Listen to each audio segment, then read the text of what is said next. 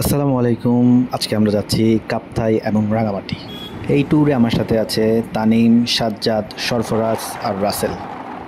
কাপ্তাইয়ের উঁচু নিচু রাস্তা ধরে এক পাশের লেক দেখতে দেখতে আমরা সামনের দিকে এগিয়ে যাচ্ছিলাম। আমাদের পেছনে কাপ্তাই লেক।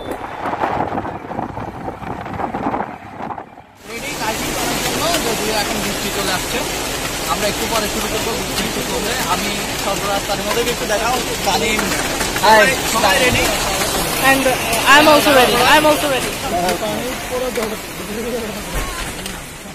আমার পেছনে আছে একদম সাজ্জাদ, তারপর সরফরাজ, তারপর আমি। আমরা স্টার্ট করলাম আমাদের জার্নি। আমরা ওই সাইডটাতে যাব। আমরা টোটাল 5 জন, আমাদের এই 5 জনের গ্রুপ। ওই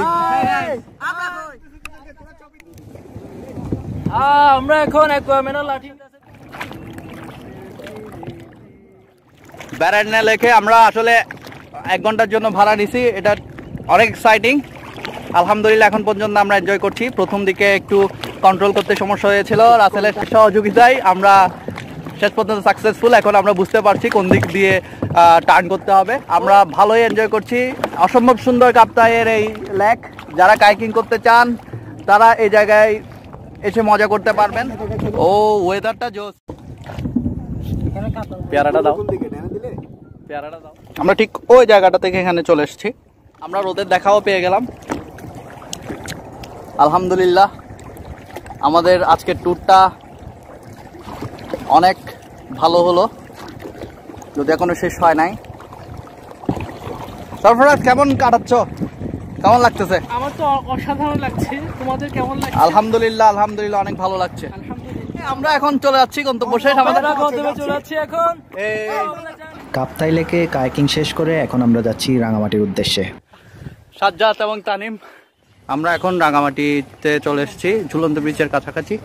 তো আমরা এখন জোহরের নামাজটা পড়বো।